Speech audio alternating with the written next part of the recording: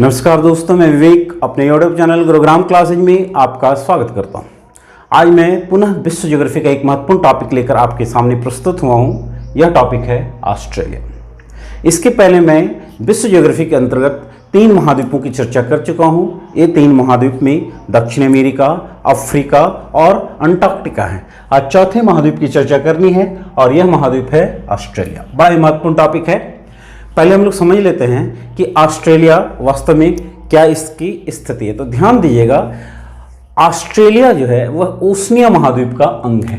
किसका अंग है? ओशनिया महाद्वीप का अंग है।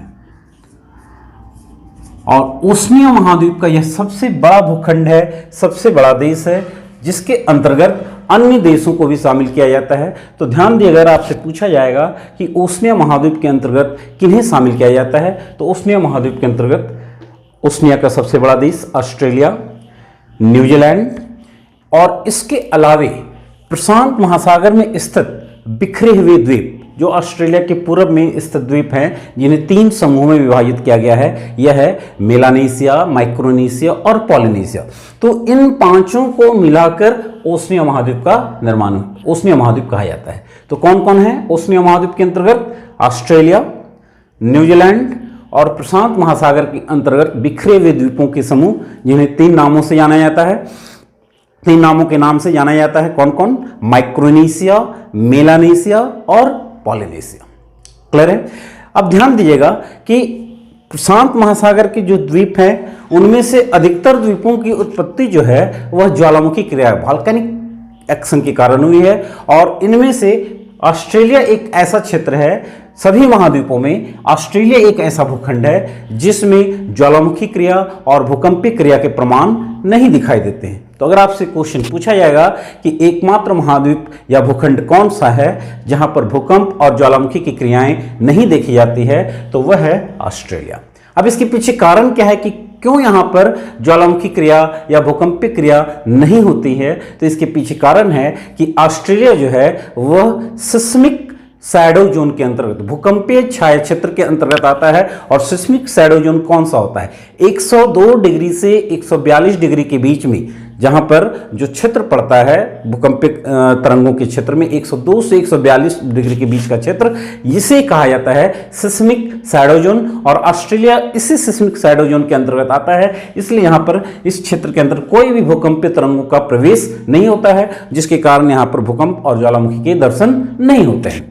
अब इंपॉर्टेंट पॉइंट है कि इस महाद्वीप के अंतर्गत, ओशनिया महाद्वीप के अंतर्गत कुल कितने देश हैं? तो ओशनिया महाद्वीप के अंतर्गत स्वतंत्र देशों की संख्या कितनी है? 14। स्वतंत्र देशों की संख्या है 14 और डिपेंडेंट कंट्री की संख्या है 9। इन देशों के समूह में सबसे बड़ा भूखंड है ऑस्ट्रेलिया और सबसे छोटा भूखंड है वह है प्रशांत महासागर में स्थित एक द्वीप जिसका नाम है नौरू। बहुत ही महत्वपूर्ण है। नौरू बॉक्साइट के लिए भी काफी महत्वपूर्ण क्षेत्र है। तो नौरू जो है यह ओशनिया महाद्वीप का सबसे छोटा देश है और सबसे बड़ा देश हो गया ओशनिया महाद्वीप का ऑस्ट्रेलिया। अब हम लोग समझ लेते हैं कि ओशनिया महाद्वीप के अंतर्गत सबसे बड़े 5 देश, क्योंकि हो सकता है कभी आपसे पूछ दिया जाए कि ओशनिया महाद्वीप के प्रथम 5 देशों को बताएं कि कौन से सबसे बड़े 5 देश हैं। तो सबसे बड़ा देश हो गया ऑस्ट्रेलिया, जिसकी चर्चा मैंने अभी की है। ओशनिया महाद्वीप के अंतर्गत सबसे बड़ा देश ऑस्ट्रेलिया। दूसरा बड़ा देश है पापुआ न्यू गिनी। आप देख रहे हैं ऑस्ट्रेलिया महाद्वीप के ऊपर में एक द्वीप है जिसका 2 पार्ट है। एक पार्ट जो है ओशनिया महाद्वीप का है जिसको पापुआ न्यू गिनी के नाम से जाना जाता है, और दूसरा पार्ट है वह इरियन जाया है जो एशियाई महाद्वीप का पार्ट है, एशिया महाद्वीप का पार्ट है। तो ये पापुआ न्यू गिनी जो है ओशनिया महाद्वीप का दूसरा सबसे बड़ा देश है। तीसरा सबसे बड़ा देश हो गया यह न्यूजीलैंड, और 2 अन्य देशों में प्रशांत महासागर के अंतर्गत एक द्वीप है सोलोमन, जो ओशनिया महाद्वीप का चौथा सबसे बड़ा देश है, और 5वां देश है फिजी।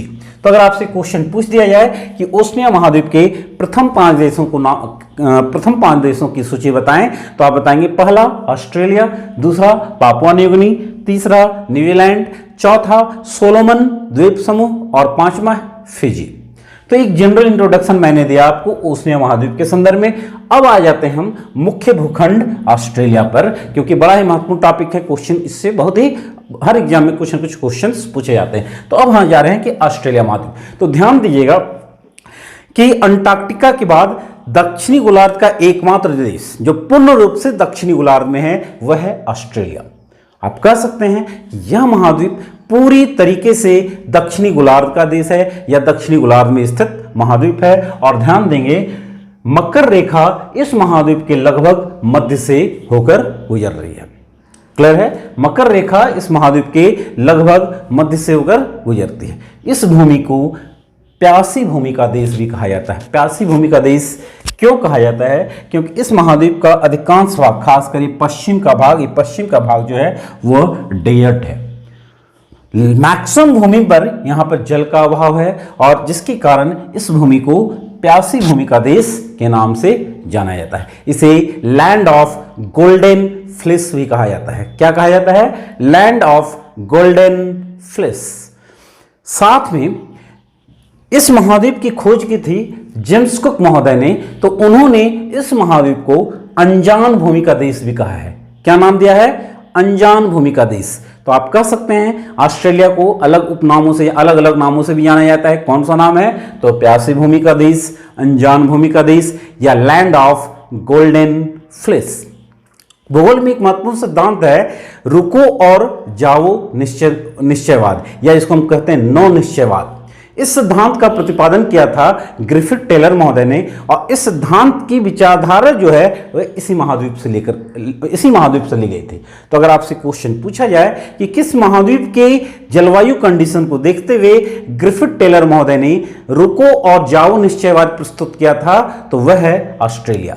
रुको और जाओ या नो निश्चयवाद भूगोल का ज्योग्राफिकल थॉट का एक महत्वपूर्ण थ्योरी है जिसके अंतर्गत जिसको या इस सिद्धांत को इसी महाद्वीप को देखते हुए प्रस्तुत किया था। इसकी चर्चा में ज्योग्राफिकल थॉट भूगोल का जो थॉट है पेपर, उसमें मैं आपको बताऊंगा कि नो निश्चयवाद क्या है। लेकिन अभी आप समझ लीजिए कि जेम्स कुक महोदय ने ग्रिफिथ टेलर महोदय ने इसी महाद्वीप की जलवायु कंडीशन को देखते हुए इसे नाम एक नई विचारधारा भूगोल मिलाई थी जिसका नाम था नो निश्चयवाद या रुको और जाओ निश्चयवाद। क्लियर है? अब मैप में देख रहे हैं कि इस महाद्वीप की आकृति जो है वह लगभग क्या है? चतुर्भुजाकार है। इस महाद्वीप का उत्तर से दक्षिण विस्तार जो है यह मैक्सिमम कितना है? 3000 किलोमीटर, जो हम यहां से लेते हैं और यहां तक चलते हैं तो उत्तर से दक्षिण विस्तार इस महाद्वीप का मैक्सिमम है 3000 किलोमीटर और पूर्व से पश्चिम जो इसकी चौड़ाई है वह है 4000 किलोमीटर। क्लियर है? उत्तर से दक्षिण 3000, पूर्व से पश्चिम जो विस्तार है वह है 4000 किलोमीटर। दुनिया का छठा सबसे बड़ा देश है। इससे बड़े विश्व के अन्य 5 देशों में किसकी गणना की जाती है? तो सबसे पहला रूस, दूसरा कनाडा, तीसरा यूएसए, चौथा चाइना, पांचवा ब्राजील और यह विश्व का छठा सबसे बड़ा देश है। और इसी देश के बाद हमारे देश भारत का स्थान आता है जो विश्व का 7वां सबसे बड़ा देश है। अब हम आ जाते हैं इस महाद्वीप की चौहद्दी के संदर्भ में। बड़ा ही महत्वपूर्ण, क्योंकि इससे क्वेश्चन आता है कि ऑस्ट्रेलिया महाद्वीप, चूंकि महाद्वीप जो है चारों ओर से जल भूमि से घिरा हुआ है, तो कौन कौन सा वाटर बॉडी जो है जो इस महाद्वीप को चारों ओर से अन्य पार्टों से अलग कर रहा है? तो ध्यान दीजिए, शुरुआत करते हैं सबसे पहले इस महाद्वीप के उत्तर पूर्व से। तो ध्यान देंगे ऑस्ट्रेलिया, और ऑस्ट्रेलिया के उत्तर में ओशिनिया महाद्वीप का एक अन्य देश है पापुआ न्यू गिनी। तो क्वेश्चन हमेशा आता है कि ऑस्ट्रेलिया को पापुआ न्यू गिनी से कौन सी जल संधि अलग करती है? तो कौन सी जल संधि है? यह टॉरस। ये बहुत ही महत्वपूर्ण क्वेश्चन है कि ऑस्ट्रेलिया और पापुआ न्यू गिनी के बीच में कौन सी जल संधि है? तो यह है टॉरस। बड़े हमेशा इससे क्वेश्चन आता है। इसके बाद ऑस्ट्रेलिया के उत्तर में एक महत्वपूर्ण खाड़ी है जिसका नाम है कारपेंट्रिया की खाड़ी।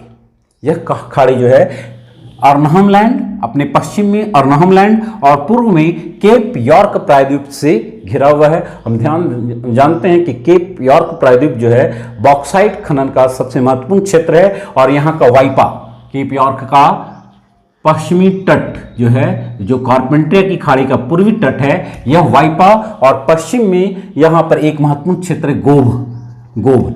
यह महत्वपूर्ण है विश्व में बॉक्साइट खनन के लिए। और वाइपा तो इतना महत्वपूर्ण है कि कहा जाता है कि वर्ल्ड में जितना भी बॉक्साइट का उत्पादन होता है उसका अकेले 60% जो है यह वाइपा प्रोडक्शन करता है। तो बड़ा ही महत्वपूर्ण है खनिज के दृष्टिकोण से। यह कारपेंटर की खाड़ी के पश्चिमी भाग पर एक भूमि है अर्नहम लैंड, जो ऑस्ट्रेलिया की एक दलदली भूमि का क्षेत्र है। ठीक है, अब ध्यान देंगे कि इस महाद्वीप के उत्तर में कौन कौन सा भाग है वाटर बॉडी। यहां पर है कारपेंटर की खाड़ी, और इसके पश्चिम में एक महत्वपूर्ण सागर है जिसका नाम है अराफुरा सागर। क्लियर है? अराफुरा सागर के पश्चिम में, उत्तर पश्चिम में, या ऑस्ट्रेलिया महाद्वीप के उत्तर पश्चिम में एक अन्य महत्वपूर्ण सागर है जिसका नाम है तिमोर सागर। क्या नाम है? तिमोर सागर। तिमोर सागर और अराफुरा सागर के बीच में ऑस्ट्रेलिया की एक महत्वपूर्ण खाड़ी है जिसका नाम है जोसेफ बोनापार्ट की खाड़ी। क्लियर है? अराफुरा सागर और तिमोर सागर के मध्य में एक महत्वपूर्ण खाड़ी है जिसका नाम है जोसेफ बोनापार्ट की खाड़ी। ठीक है, अब हम आ जाते हैं इस महाद्वीप के पश्चिम में। तो इस महाद्वीप के पश्चिम में हिंद महासागर का जलीय पाट है, जबकि इस महाद्वीप के दक्षिण पूर्व में एक महत्वपूर्ण खाड़ी है जो हिंद महासागर का एक इनलेट के रूप में जाना जाता है, इनलेट के रूप में। और इस खाड़ी का नाम है, जो टॉपिक हम लोग पढ़ रहे हैं, जो सब्जेक्ट पढ़ रहे हैं, भूगोल, भूगोल की खाड़ी। तो अगर आपसे क्वेश्चन पूछ दिया जाए कि भूगोल की खाड़ी किस महाद्वीप का अंग है या किस महासागरीय भाग का एक इनलेट है, तो यह है ऑस्ट्रेलिया भूखंड का क्षेत्र है, और इनलेट के रूप में यह हिंद महासागर का इनलेट क्षेत्र है। क्लियर है? अब हम आ जाते हैं इस महाद्वीप के दक्षिण में एक बहुत ही महत्वपूर्ण खाड़ी है जिसका नाम है ग्रेट ऑस्ट्रेलियन बाइट। पिछले बीपीएससी में क्वेश्चन आया था कि विश्व का सबसे बड़ा लाइमस्टोन का क्षेत्र कौन सा है। तो ध्यान दीजिएगा, ग्रेट ऑस्ट्रेलियन बाइट का जो भाग है दक्षिणी तट, यह विश्व का सबसे बड़ा चूना पत्थर का क्षेत्र है, लाइमस्टोन का क्षेत्र है। तो क्या नाम है? यह ग्रेट ऑस्ट्रेलियन बाइट, बड़ा ही महत्वपूर्ण है। यहां पर एक महत्वपूर्ण खाड़ी है ग्रेट ऑस्ट्रेलियन बाइट से जुड़ा हुआ जिसका नाम है स्पेंसर की खाड़ी। इसी खाड़ी में ऑस्ट्रेलिया की सबसे बड़ी नदी मर्रे और डार्लिंग नदी आकर गिरती है। तो अगर आपसे क्वेश्चन पूछा जाएगा कि मर्रे और डार्लिंग नदी किस खाड़ी में गिरती है, तो यह है स्पेंसर की खाड़ी। क्लियर है? इस महाद्वीप के दक्षिण में ऑस्ट्रेलिया के एक राज्य है जिसका दक्षिण में या दक्षिण पूर्व में ऑस्ट्रेलिया का एक राज्य है। इस राज्य का नाम है तस्मानिया, जिसकी राजधानी है होबार्ट। अब इससे क्वेश्चन पूछा जाता है कि बास जल संधि किन दो भूखंडों को अलग करती है। तो ध्यान दिएगा, ऑस्ट्रेलिया का मुख्य भूमि और ऑस्ट्रेलिया का एक द्वीपीय राज्य जिसका नाम है तस्मानिया, इन दो भूखंडों के बीच में एक महत्वपूर्ण जल संधि है जिसका नाम है बास जल संधि। बड़ा ही महत्वपूर्ण टॉपिक, इससे तो अक्सर क्वेश्चन पूछा हुआ है। अगर आपसे राज्य पूछ दिया जाए कि ऑस्ट्रेलिया के किन दो राज्यों को बास जल संधि अलग करती है, तो यह ऑस्ट्रेलिया का दक्षिणी राज्य है एक विक्टोरिया और द्वीपीय राज्य है तस्मानिया। इन दोनों के बीच में जो जल संधि है इसे नाम दिया गया बास जल संधि। ऑस्ट्रेलिया और न्यूजीलैंड के बीच में एक महत्वपूर्ण सागर है जिसका नाम है तस्मान सागर। तस्मान महोदय के नाम पर इस सागर का नाम पड़ा। ऐसा माना जाता है कि जेम्स कुक के पहले तस्मान महोदय ने इस महाद्वीप की खोज का प्रयास किया था और उन्हीं के नाम पर इस सागर का नाम पड़ा तस्मान सागर। तो अगर आपसे क्वेश्चन पूछ दिया जाए कि ऑस्ट्रेलिया और न्यूजीलैंड के बीच में कौन सा सागर है, तो आप बताएंगे तस्मान सागर। क्लियर है? इसके बाद हम आते हैं इस महाद्वीप के पूरब का भाग। तो पूरब में जो भाग है जलीय भाग, यह विश्व का सबसे बड़ा जलीय भाग है जिसे प्रशांत महासागर के नाम से जाना जाता है। क्लियर है? और ऑस्ट्रेलिया के उत्तर पूर्व में जो महत्वपूर्ण सागर है यह है कोरल सागर, जो ग्रेट बैरियर रीफ के पूर्व का सागरीय भाग है जिसका नाम है कोरल सागर। तो मैंने ऑस्ट्रेलिया महाद्वीप के चारों ओर का जो जलीय पार्ट है उसकी चर्चा की है। अब हम लोग आते हैं ऑस्ट्रेलिया महाद्वीप में, जो ऑस्ट्रेलिया महाद्वीप की खोज का श्रेय किसे दिया जाता है। तो अभी मैंने बताया कि सबसे पहला प्रयास किया था तस्मान महोदय ने, लेकिन इस महाद्वीप की पूर्ण खोज का श्रेय दिया जाता है जेम्स कुक महोदय ने। इन्होंने 1770 ईस्वी में इस भूखंड की खोज की थी। क्लियर है? तो ऑस्ट्रेलिया महाद्वीप की पूर्ण खोज का श्रेय किसको दिया गया? जेम्स कुक महोदय ने। इन्होंने 1770 में इस भूखंड की खोज की थी और जेम्स कुक सर्वप्रथम ऑस्ट्रेलिया के किस भूखंड पर उतरे थे? तो यहां पर देखिएगा एक ऑस्ट्रेलिया का बंदरगाह है जिसका नाम है सिडनी। इसी भूखंड पर जेम्स कुक सबसे पहले इन्होंने लैंड किया था, ऑस्ट्रेलिया की भूमि पर इन्होंने अपना पैर रखा था और उस समय इसका नाम था पोर्ट जैक्सन। क्या नाम था? Port Jackson. वर्तमान में इस बंदरगाह को सिडनी के नाम से जाना जाता है, लेकिन अगर आपसे क्वेश्चन पूछ दिया जाए ये सिडनी बंदरगाह का पूर्व नाम क्या था, तो यह था पोर्ट जैक्सन। और वर्तमान में यह सिडनी बंदरगाह है। यह भी उल्लेखनीय है कि 19वीं शताब्दी के पूर्व इस महाद्वीप को न्यू हॉलैंड के नाम से भी जाना जाता था। New Holland. क्लियर है? तो इस महाद्वीप का एक जनरल इंट्रोडक्शन दिया मैंने। अब हम लोग आ जाते हैं कि इस महाद्वीप के अंतर्गत या ऑस्ट्रेलिया महाद्वीप के अंतर्गत कितने राज्य हैं और इनकी राजधानियां कौन कौन सी, क्योंकि एक ध्यान से देखेंगे। मैंने यहां पर एक मैप में ऑस्ट्रेलिया के राज्यों को दिखाया है। आप मैप में देख रहे होंगे कि इस भूखंड का में जो राज्यों का बंटवारा है वह बिल्कुल सीधी रेखा के द्वारा हुआ है। सीधी रेखा वहीं पर खींची जाती है जहां पर जनसंख्या का पूर्ण अभाव होता है। क्लियर है? कहीं कोई विवाद पैदा नहीं होता है तो एक सीधी रेखा खींचकर मान ली जाती है। तो ये सीधी रेखा है। सीधी रेखा के द्वारा ऑस्ट्रेलिया के राज्यों का विभाजन किया गया है। तो सबसे पहले हम जानेंगे कि ऑस्ट्रेलिया में कितने राज्य हैं। तो ध्यान दीजिएगा, ऑस्ट्रेलिया में 6 राज्य। क्लियर है? कहीं कहीं आपको 7 राज्य मिलेगा, लेकिन मैं यहां बताना चाह रहा हूं कि ऑस्ट्रेलिया में कुल राज्यों की संख्या 6 और 3 जो राज्य हैं इनलैंड टेरिटोरी हैं। इनलैंड टेरिटोरी है 3 राज्य और 6 राज्य जो हैं अब कंप्लीट राज्य हैं। तो वे 6 राज्य कौन कौन से हैं? तो ध्यान दीजिएगा, इनकी राज्य और राजधानियां आपके लिए इंपॉर्टेंट है, इसको ध्यान देंगे। तो सबसे पहला ऑस्ट्रेलिया के पश्चिम में जो ऑस्ट्रेलिया का सबसे बड़ा राज्य है यह है पश्चिमी ऑस्ट्रेलिया। यह राज्य जो है ऑस्ट्रेलिया के लगभग 40% भूखंड को घेरे हुए है और इसकी राजधानी है, आप लोग जान रहे हैं इस राज्य को, इस प्लेस को, इसका नाम है पर्थ।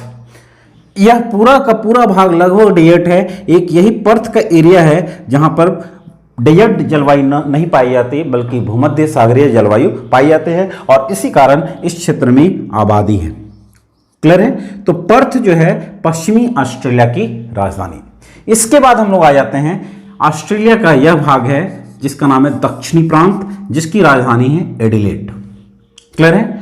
और इसके पूरब की ओर जाएंगे तो ऑस्ट्रेलिया का यह तीसरा महत्वपूर्ण राज्य है न्यू साउथ वेल्स, जिसको शॉर्ट में NSW भी कहा जाता है और इसकी राजधानी है सिडनी।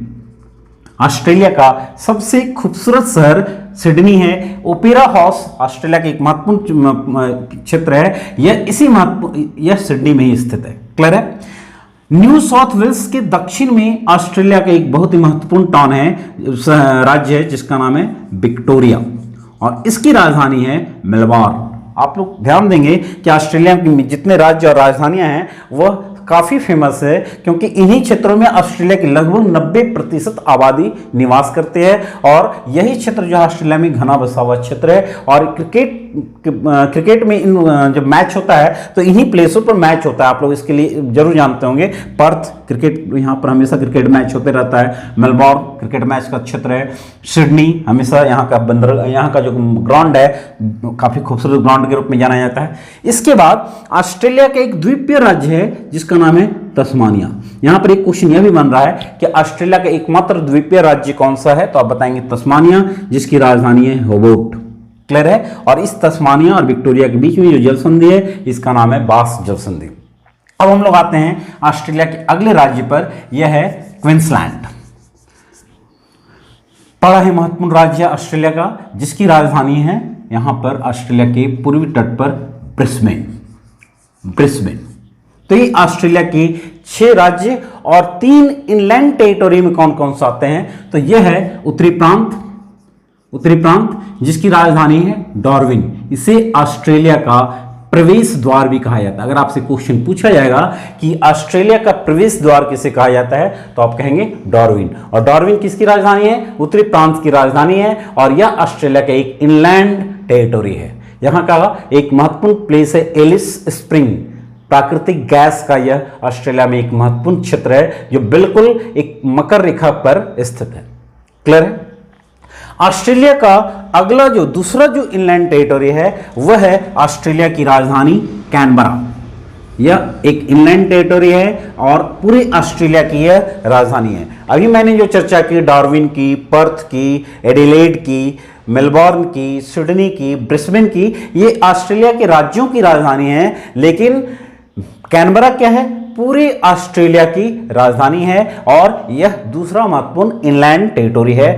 और ऑस्ट्रेलिया का तीसरा महत्वपूर्ण जो इनलैंड टेरिटोरी है वह है जर्विस की खाड़ी। ये आप लोग जरूर ध्यान देंगे, इससे क्वेश्चन पूछा जा सकता है कि पहला भाग जर्विस की खाड़ी कहाँ का इनलैंड टेरिटोरी है, तो आप बताएंगे ऑस्ट्रेलिया का। इसका इंपॉर्टेंस क्या है, महत्व क्या है, तो ध्यान दीजिएगा।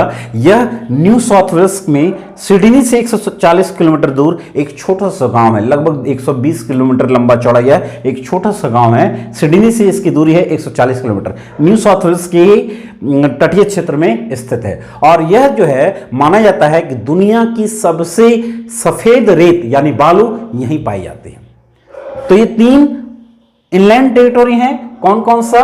पहला है उत्तरी प्रांत, दूसरा है कैनबरा जो ऑस्ट्रेलिया की राजधानी है और तीसरा है जर्विस की खाड़ी। अब एक महत्वपूर्ण भूखंड है, एक महत्वपूर्ण सागरीय क्षेत्र है और इस सागर प्रशांत महासागर के, या आप कह सकते हैं ऑस्ट्रेलिया महाद्वीप के उत्तर पूर्व में एक यह प्रवाली द्वीप है। प्रवाली द्वीप है जिसका नाम है ग्रेट बैरियर रिफ, महान प्रवाल भित्ति। यह विश्व की सबसे बड़ी अवरोधक भित्ति है, सबसे बड़ी प्रवाल भित्ति है। और यह कैसी प्रवाल भित्ति है? अवरोधक, महान अवरोधक भित्ति या महान प्रवाल भित्ति, जो ऑस्ट्रेलिया के उत्तर पूर्व में प्रशांत महासागरीय क्षेत्र में स्थित है और इसे विश्व की सबसे बड़ी जैविक संरचना भी माना जाता है। क्लियर है? तो अगर आपसे क्वेश्चन पूछा जाएगा कि विश्व की सबसे बड़ी जैविक संरचना कौन सी है, तो आप बताएंगे ग्रेट बैरियर रीफ, जो ऑस्ट्रेलिया के उत्तर पूर्व में स्थित है। ध्यान दीजिएगा, अब क्वेश्चन पूछ देता है कि ऑस्ट्रेलिया के किस राज्य के उत्तर पूर्व में है, तो आप देख रहे हैं यह है क्वींसलैंड। तो क्वींसलैंड राज्य के उत्तर पूर्व में स्थित यह है महान प्रवाल भित्ति, जो विश्व की सबसे बड़ी बैरियर रीफ के रूप में जानी जाती है। तो मैंने ऑस्ट्रेलिया का एक सामान्य परिचय आपको यहां पर प्रस्तुत किया। इस महाद्वीप का 3 वीडियो और बनेगा जिसके अंतर्गत मैं ऑस्ट्रेलिया की कंप्लीट विशेष भौगोलिक विशेषताओं के बारे में चर्चा करूंगा। आज की इस वीडियो में मैंने ऑस्ट्रेलिया के बारे में एक सामान्य परिचय आपको प्रस्तुत किया। अगले वीडियो में मैं ऑस्ट्रेलिया की भौतिक प्रदेश, ऑस्ट्रेलिया का जो ज्योग्राफिकल यूनिट है उसकी चर्चा करूंगा, साथ में ऑस्ट्रेलिया की जलवायु की भी चर्चा करूंगा। ओके, धन्यवाद।